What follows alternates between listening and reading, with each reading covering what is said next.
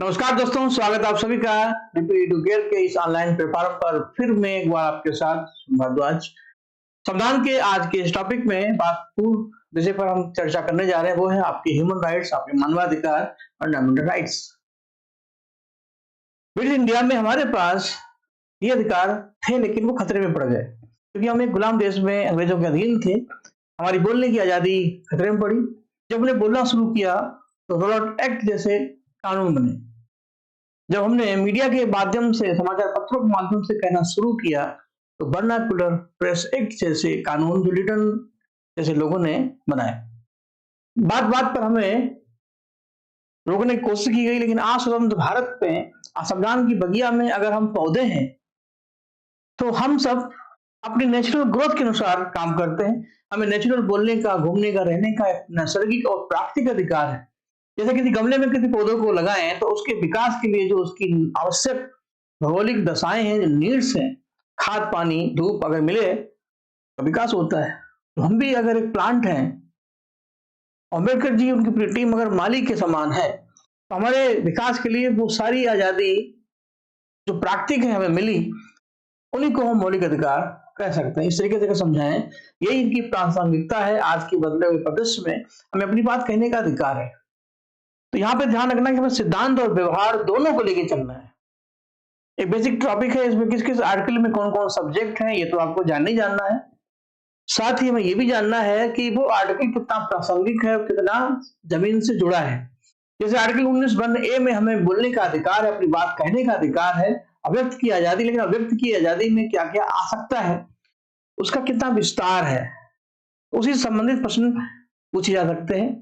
बोलने की आजादी में हमें समाचार पत्रों को प्रकाशित करने का अधिकार है, मीडिया की आजादी, सोशल साइट्स जितनी है, फेसबुक, इंस्टाग्राम, व्हाट्सएप, ट्विटर, इनमें अपनी बात कहने का अधिकार है।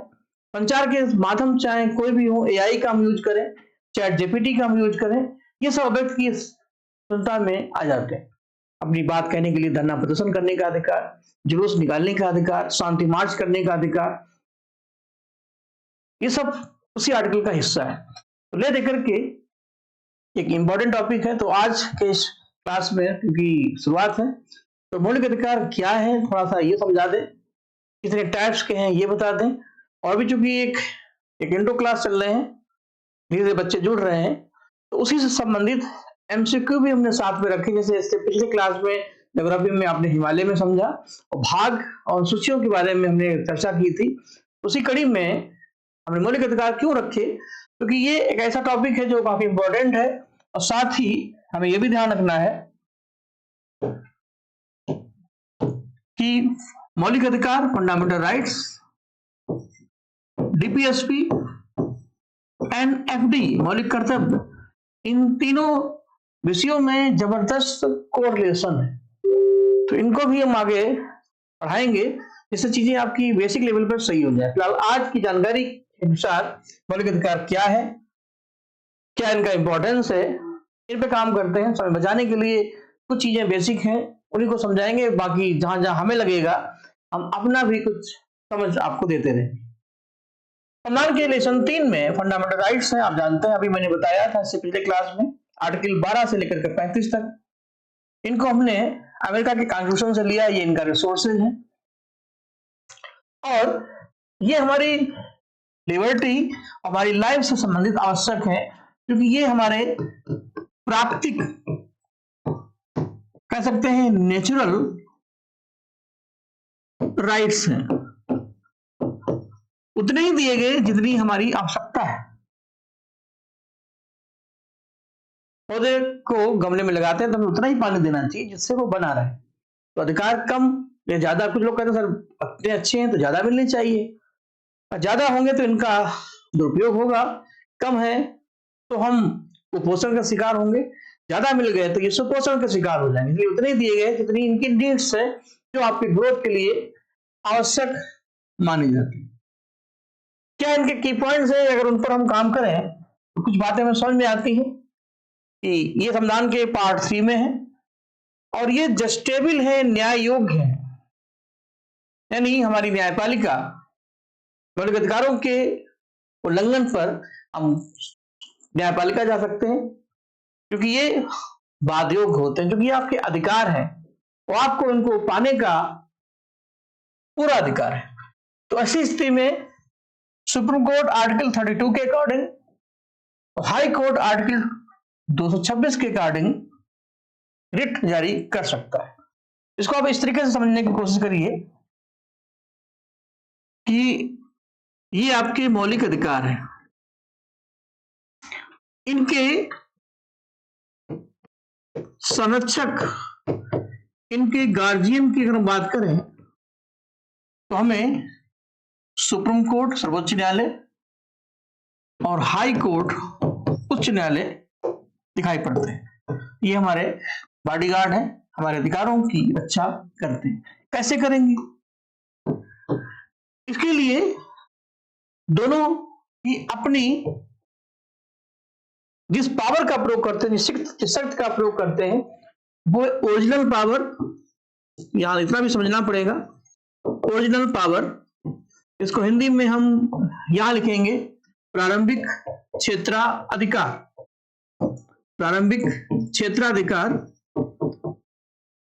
सर्वोच्च न्यायालय और उच्च न्यायालय इस शक्ति के आधार पर, इस पावर के आधार पर हमारे अधिकारों को सेव रखते हैं। क्वेश्चन पूछा जाता है कि जो ओरिजिनल पावर है, मूल अधिकारिता, इसमें सर्वोच्च न्यायालय की रेंज क्या है?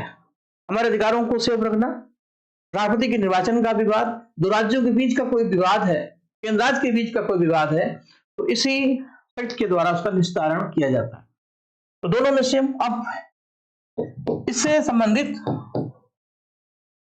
आर्टिकल 32 और इसमें आर्टिकल 226, ये वो आर्टिकल है, अनुच्छेद है, जिसके आधार पर सर्वोच्च न्यायालय और उच्च न्यायालय मूल अधिकारों की रक्षा करते हैं। और इनमें 5 रिट हैं, याचिकाएं हैं, वो ब्रह्मास्त्र हैं, वो हथियार हैं, जिनके बिहेव पर सुप्रीम कोर्ट हमको इस जमाने से बचाता है। हम ये कह सकते हैं कि जो संबंध सुप्रीम कोर्ट का आर्टिकल 32 से है 5 रिटों के संबंध में, वही संबंध हाईकोर्ट का आर्टिकल 226 से है। दोनों ही प्रहरी हैं, दोनों ही रिकॉर्ड कोर्ट हैं और दोनों ही 5 रिट जारी करते हैं कि दोनों ही अपने अपने स्तर पर हम पर अपनी अपील करते हैं, याचिका दायर करते हैं। 5 रिट आप आगे सुनेंगे, जानते भी होंगे जिस लेवल पे आप तैयारी कर रहे हैं। हैबियस कॉर्पस, बंदी प्रत्यक्षीकरण, मेंडामस, परमादेश, प्रतिषेध, उत्प्रेक्षण और आपका प्रतिषेध, उत्प्रेक्षण, परमादेश और बंदी प्रत्यक्षीकरण, ये 5 है। Habeas corpus, certiorari, prohibition, mandamus and quo warranto. इधर भी है उधर भी है, पावर सेम है, आर्टिकल चेंज है। अब इसमें खास बात क्या है, इसमें अगर हम न्यायपालिका को भी जोड़ दें, कॉन्स्टिट्यूशन में जो हर टॉपिक कहीं ना कहीं इंटरकनेक्टेड है, इसलिए हमें मौलिक अधिकार तक ही नहीं बने रहना है, हमें बाकी टॉपिक के साथ भी इसमें इनबिल्ट होना है। क्वेश्चन यह आ जाए कि भारत का सर्वोच्च न्यायालय, किस राज्य का उच्च न्यायालय मौलिक अधिकारों की रक्षा अपने किस शक्ति के आधार पर करता है या कर सकता है? तो ऑप्शन में आ जाए अपीलीय अधिकार, प्रारंभिक अधिकारिता, न्यायिक पुनरावलोकन या रिकॉर्ड कोर्ट। तो बस बहुत बच्चे जनरली अपीलीय अधिकार लगा देते हैं। तो अपीलीय अधिकार में दीवानी और फौजदारी जैसे विषय आते हैं, रेवेन्यू का मामला, लड़ाई झगड़े मारपीट का मामला। लेकिन मौलिक अधिकार और उनकी सेफ्टी हमारे न्यायपालिका की प्राइमरी प्रेफरेंस है, वरीयता है। इसमें जो डिफरेंस है ये होगा कि हाई कोर्ट की तुलना में सुप्रीम कोर्ट की जो रेंज है वो कम है।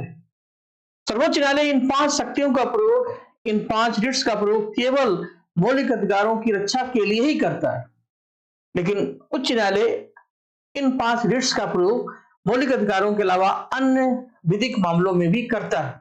हम कह सकते हैं सुप्रीम कोर्ट की इस मामले में इसका व्यापक क्षेत्र है और सर्वोच्च न्यायालय का इसमें लिमिटेड सीमित क्षेत्र है। ऐसा नहीं कि सुप्रीम कोर्ट बड़ा है, लेकिन वो ओनली फॉर फंडामेंटल राइट्स इसमें फंडामेंटल राइट्स के अलावा अन्य विवाद भी आ जाते हैं, ये दोनों में इंपॉर्टेंट है। तो इसकी जो उपयोगिता है हर हाई कोर्ट की सुप्रीम कोर्ट से ज्यादा है। अब ऐसा क्यों है, ये भी प्रश्न उठता है। व्यापक क्षेत्र का मतलब है मौलिक अधिकार प्लस अन्य विधिक जो मामले हैं, वाद है, उनका सबका निस्तारण इन 5 मिसाइलों से किया जाता है, जबकि इसमें ओनली फंडामेंटल राइट्स और उनका प्रोटेक्शन। अब प्रश्न उठता है सर ऐसा क्यों, बच्चे को पिता से ज्यादा शक्तियां देती, क्योंकि भारत में जो 28 राज्य और केंद्रशासित क्षेत्र हैं, मामला किसी राज्य से उठता है। तो अपनी बात, राज्य की बात राज्य में सॉल्व हो जाए, घर की बात घर में रहे, बाहर ना जाए। लेकिन हर राज्य के विवाद बाहर निकलते हैं, 2 राज्यों में होते हैं, फिर 2 से और राज्य में होते हैं। तो सिंपल सी बात है, अगर मामला राज्य में ही सॉल्व हो जाए, उस राज्य की न्यायपालिका से ही सॉल्व हो जाए, तो केंद्र पर दबाव कम होगा। देर से दुआ मिले, देर से न्याय मिले, देर से चाय मिले, देर से सहायता मिले, तो ये पॉइजन जहर होता है। न्याय भी अगर देर से मिले तो वो न्याय कम है, सजा ज्यादा है। और वो इसलिए क्योंकि केस हमारे लंबित ज्यादा है, क्योंकि सुनवाई के लिए जो कोरम होता है वो पूरा नहीं होता, न्यायाधीश सीमित है, मामले असीमित है।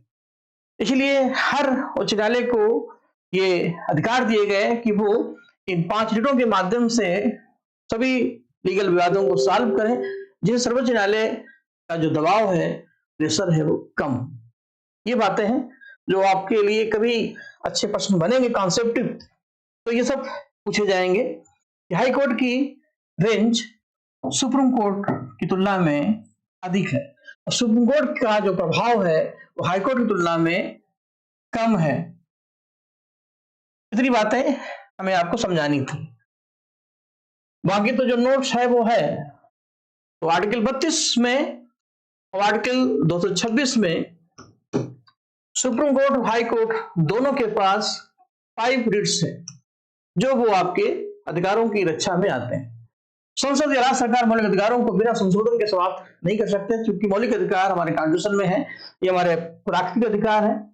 तो इसमें अमेंडमेंट हो भी सकता है, लेकिन उसकी भी क्लाज है, आगे आप पढ़ते हैं केशवानंद भारती, गोलकनाथ विवाद, मिनर्वा मिल्स, सज्जन सिंह, इनमें कई से विवाद आए, मामले आए, जिससे बताया कि मौलिक अधिकारों में संशोधन हो सकता है, कुछ ने कहा नहीं हो सकता है। केशवानंद भारती बनाम केरल राज्य में कहा गया कि संविधान का जो आधारभूत ढांचा है उसको डिस्टर्ब किए बिना हम संशोधन कर भी सकते हैं, नहीं भी कर सकते हैं। इसी आधार पर संपत्ति का अधिकार हटाया गया जो अप्रासंगिक था, और शिक्षा का अधिकार जोड़ा गया जो प्रासंगिक था।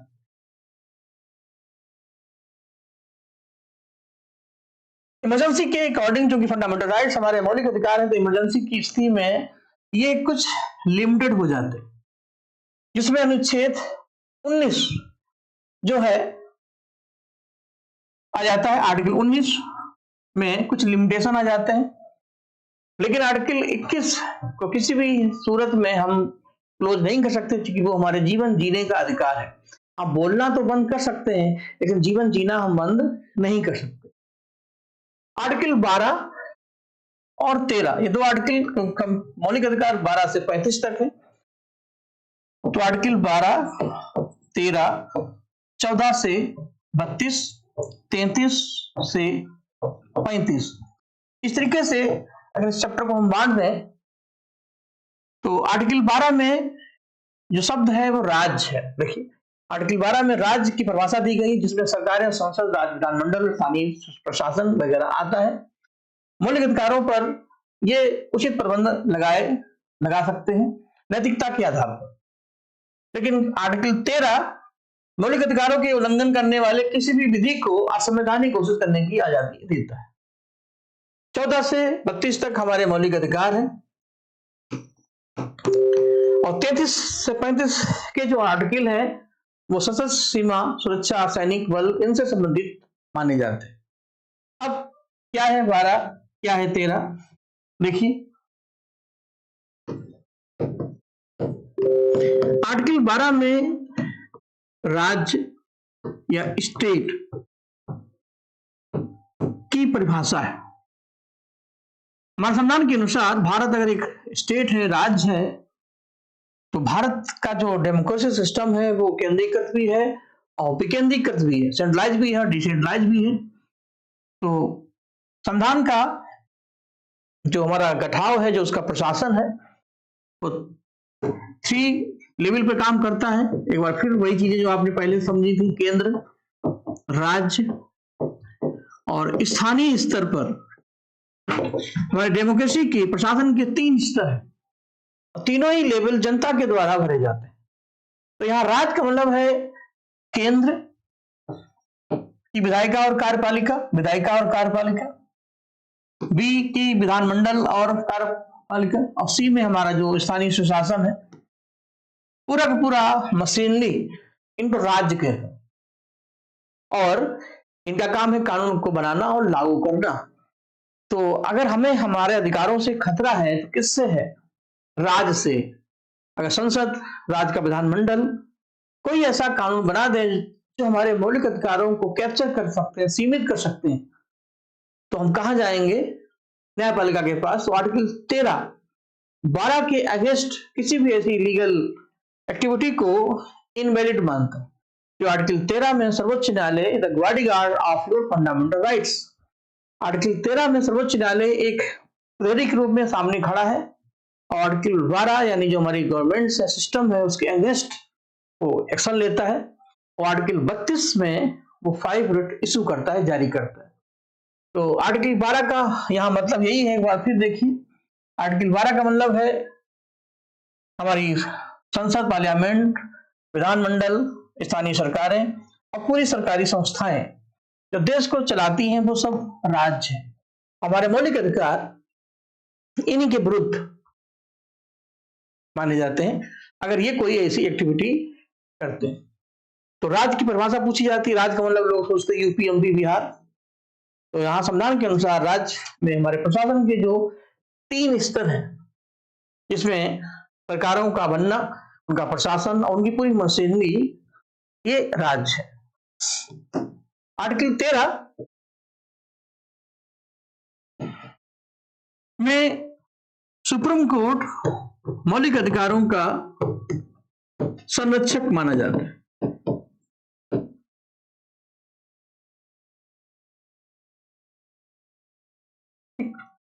और ऐसी स्थिति में वो हमारे अधिकारों को सेफ रखता है।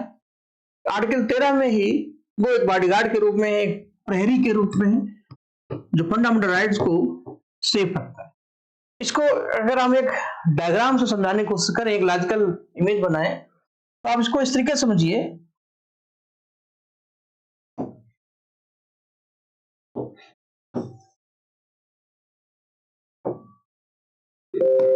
देखिए,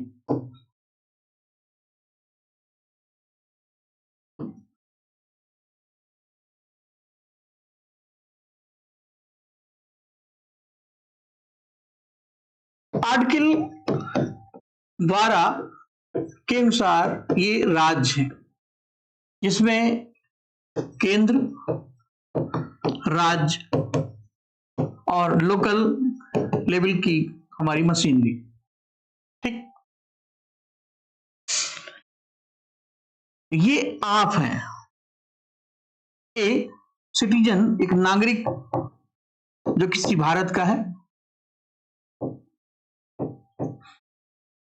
ठीक। इसी कड़ी में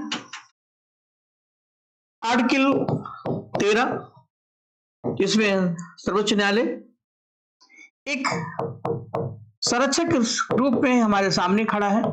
किनके विरुद्ध? राज्य के विरुद्ध। आर्टिकल 13 के अनुसार सुप्रीम कोर्ट एक प्रहरी का काम करता है, एक गार्ड का काम करता है। और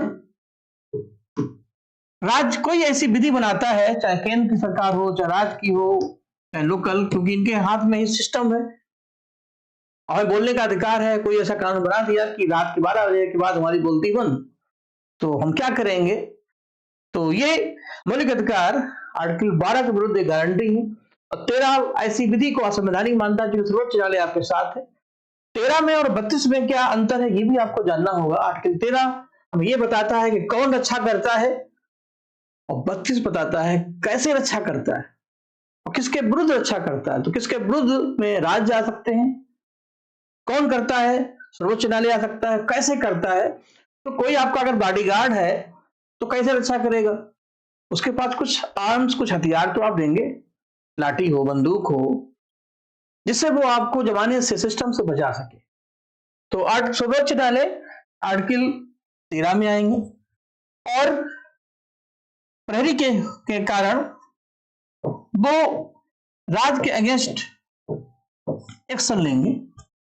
और ये क्या है, 5 रिट हैं जो अनुच्छेद 32 में आएंगी, और 226 में हाईकोर्ट भी इसमें आ जाएगा।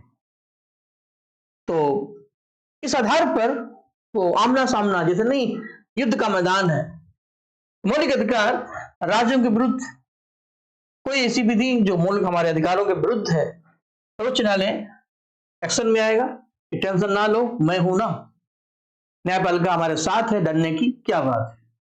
तो ये है 12-13 का अंतर। इसके बाद आगे बढ़ते हैं जल्दी से। 42वें संविधान संशोधन में जो मेन फीचर्स हैं, आप सब जानते हैं कि हमारे मूल संविधान में 7 अधिकार थे। राइट टू प्रॉपर्टी को रिमूव कर दिया गया।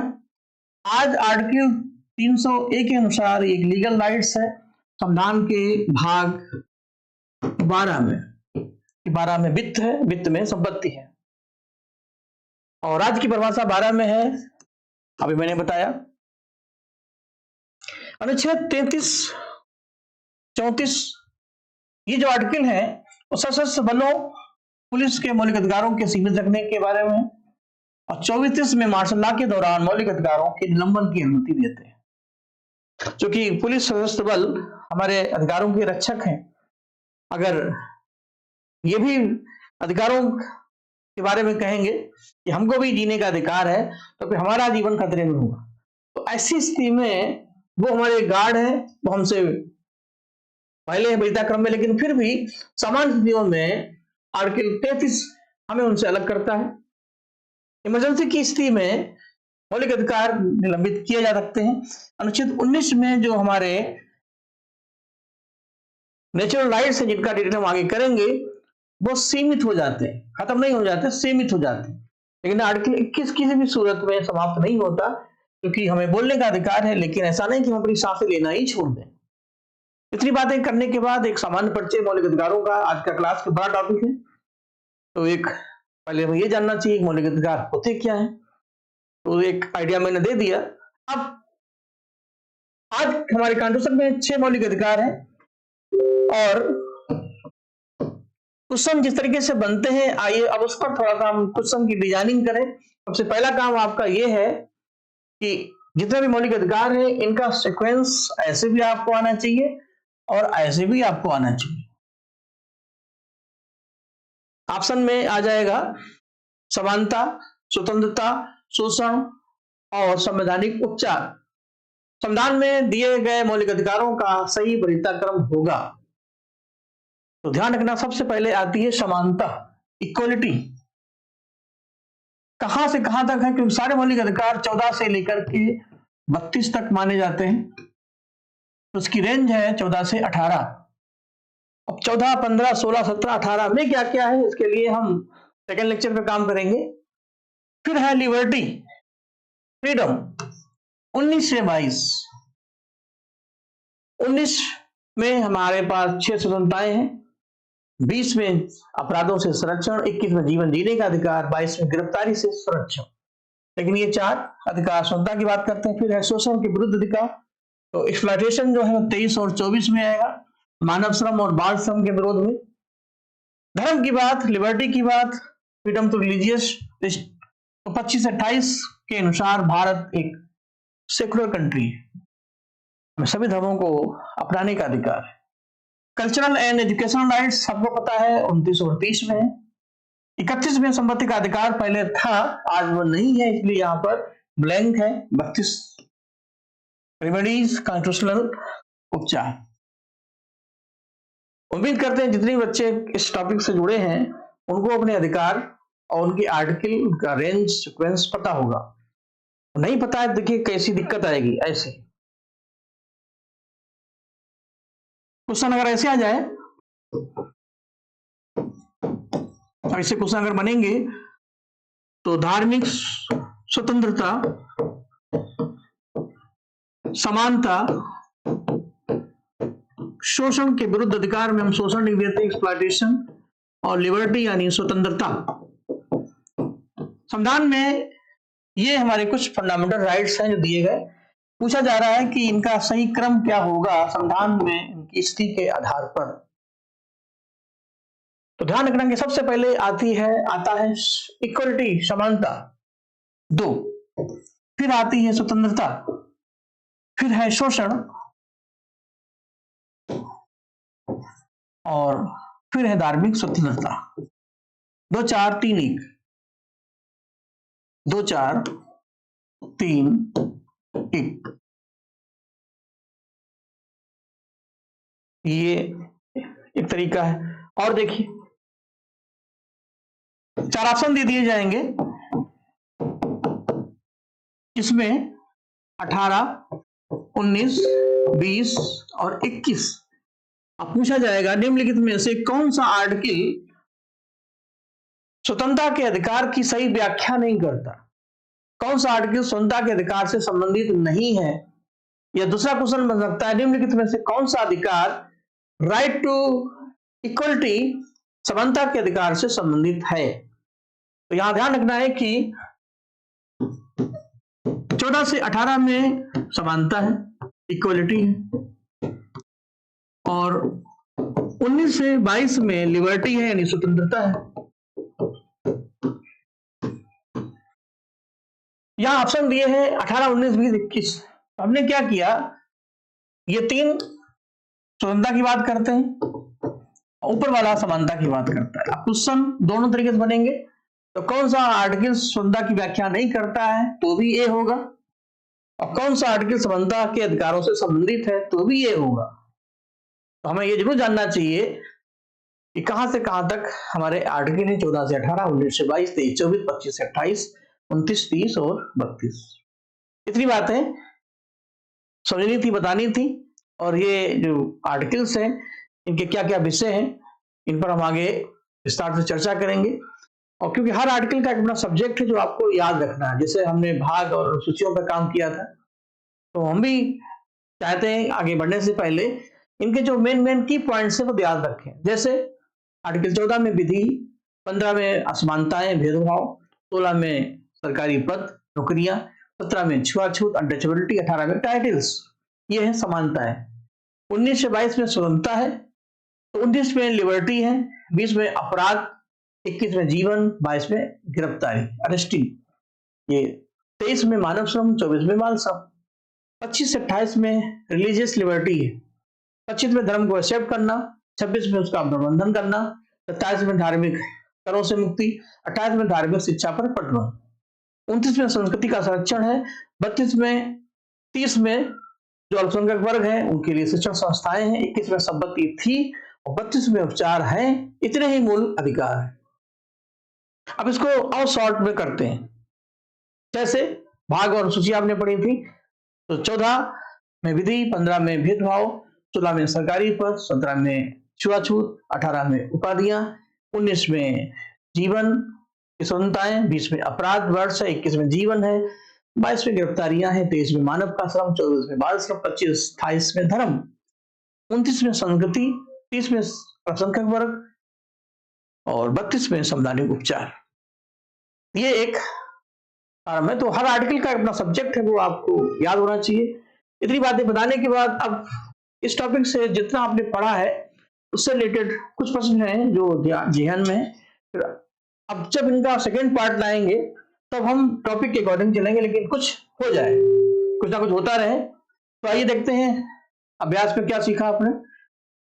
अनुच्छेद 19(a) के तहत बोलने और व्यक्त की स्वतंत्रता का अधिकार निशर्त है, विदाउट एनी टर्म्स कंडीशंस। ये आपको पता है आर्टिकल 19(a) में हमें बोलने की आजादी है, अपनी बात कहने का अधिकार है। क्योंकि 19 आर्टिकल में 19(1) में हमें 6 प्रकार की स्वतंत्रताएं हैं, पहले 7 थी।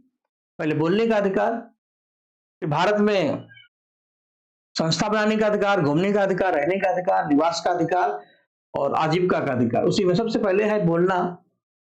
लेकिन जितने भी हमारे मौलिक अधिकार हैं वो प्रतिबंध युक्त ना कि मुक्त हमें स्वतंत्रता मिली है। हम एक ऐसे घोड़े के समान हैं जो हमें चलने की आजादी तो देता है, तो बेटा दौड़ो जितना दौड़ पाओ, लेकिन नकेल नाक में है। अपनी सीमाओं को ध्यान में रखते हुए हमें बोलने का अधिकार है। फेसबुक, व्हाट्सएप, इंस्टाग्राम में आपको मन भर के वीडियो और इमेज भेजने का अधिकार है, अपनी बात कहने का अधिकार है। इतना बोलो कि मोबाइल की बैटरी खत्म हो जाए, लेकिन ऐसा कुछ नहीं पोस्ट करना है जो आपको नागरिक कम बनाए, आतंकवादी ज्यादा बनाए। बोलने के अधिकार में हमें ये जरूर ध्यान रखना है, हमें ऐसा कुछ भी नहीं करना है तो देश की अखंडता, एकाग्र और उसकी जो सेक्युलर इमेज है वो डिस्टर्ब करे। तो सिंपल सी बात है, हमें बोलने की आजादी मिली है, उसमें शर्त है, निशर्त नहीं, शर्त है कि प्रतिबंध है, तो पहला वाला गलत है। और राइट टू प्रॉपर्टी जो है वो अब मौलिक अधिकार नहीं है, जो कि अब वो दीदी का अधिकार है। तो दूसरा सही है, तो केवल 2 सही है, मतलब जो समझ में आई बात वही है। मौलिक अधिकार केवल भारतीय नागरिकों को प्राप्त है। और अगला स्टेटमेंट है, संविधान के अनुच्छेद 21 में जीवन जीने का अधिकार है, राइट टू लाइफ। 21 में ये बिल्कुल सही है, लेकिन आपको बता दें मौलिक अधिकार भारतीय नागरिकों को तो प्राप्त है, लेकिन विदेशियों को भी प्राप्त है। आगे इस पर हम चर्चा करेंगे, क्योंकि हर व्यक्ति को जीवन जीने का अधिकार है। कोई विदेशी भारत में आए, अतिथि देवो भव, उसको भी जीवन जीने का अधिकार है। हाँ, कुछ ऐसे अधिकार हैं जो केवल भारतीयों को दिए गए, उनमें क्लाज है और नेक्स्ट क्लास में हम इसको एक्सप्लेन करेंगे। तो ये भारतीयों विदेशियों दोनों को प्राप्त है ओवरऑल। कुछ हैं जो हमारे हैं, बाकी सबके हैं। तो पहला वाला गलत है, दूसरा सही है, तो इसमें केवल 2 सही है।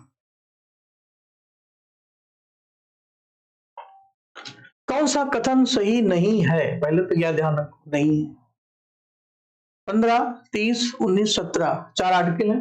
15 में समानता है, 29, 30 में संगति और शिक्षा है, 19 में स्वतंत्रता है, 21 में समानता, छुआछूत।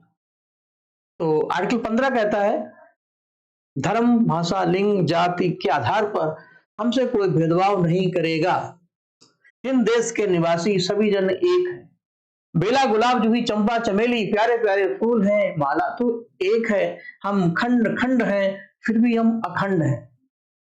Unity with diversity.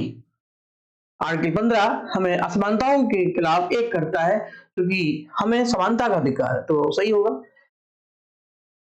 अल्पसंख्यक वर्गों को शिक्षण संस्थाओं की स्थापना का अधिकार है, आर्टिकल 30 में, बिल्कुल सही है। 29 में संस्कृति का संरक्षण है, 30 में शिक्षण संस्थाओं को स्थापित करने का अधिकार है, जो अल्पसंख्यक भारत में है, बौद्ध, जैन, मुस्लिम, सिख, ईसाई और पारसी। आर्टिकल 19 आपातकाल के दौरान भी निलंबित नहीं किया जा सकता, ऐसा है ही नहीं। अभी मैंने बताया कि आर्टिकल 19 की जो सीमाएं हैं, जो सुविधाएं हैं, वो सीमित हो सकती हैं। उसके पीछे की वजह है नेशनल इमरजेंसी में हमें राष्ट्र के साथ काम करना है। सामान्य स्थितियों में ये आपके साथ है और वैसे ये देश के साथ। 17 में छुआछूत है, ये भी सही है। तो कुल मिलाकर के इसका आंसर होगा सी।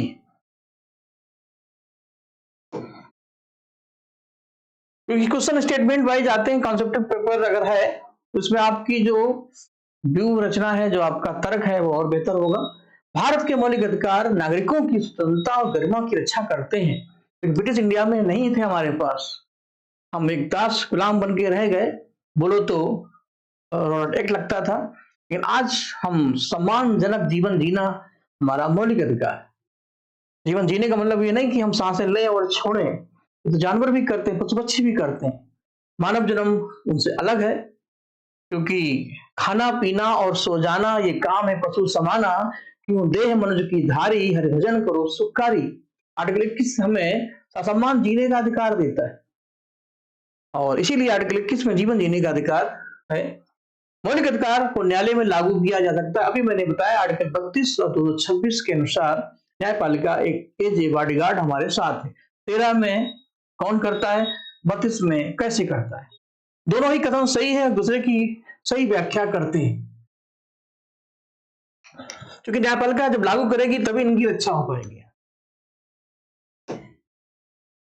मौलिक अधिकारों को हमने ब्रिटिश संविधान से लिया है, स्रोत संविधान में टॉपिक है, वो आगे जैसे जैसे एंट्री करते जाएंगे वो सब चीजें मिलती जाएंगी, उसी लेक्चर में उसको जोड़ दें, उसके अलग से उसके लिए हमने प्लान नहीं बनाया, इसी के चलेंगे तो फिर हम बहुत पीछे हो जाएंगे। तो उसी क्लास में बहुत भी चलते जाएंगे कि कहाँ कहाँ से क्या क्या लिया गया, जैसे आपका साइड में मेन हाईवे पे भी चलते रहेंगे और सर्विस लेन पर भी चलते रहेंगे।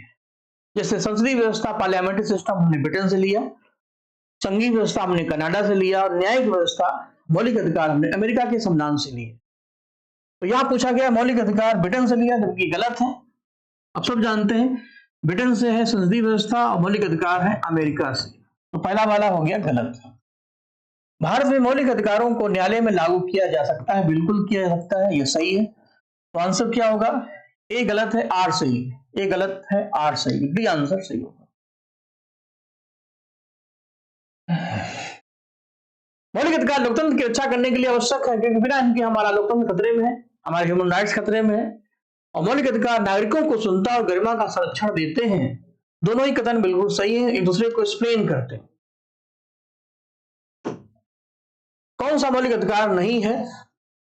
संपत्ति का अधिकार पहले था, आज 44वां संविधान संशोधन जो 1978 में हुआ था गैर कांग्रेसी सरकार के समय, संपत्ति के अधिकार को भाग 12 में अनुच्छेद 300A में जोड़ दिया गया।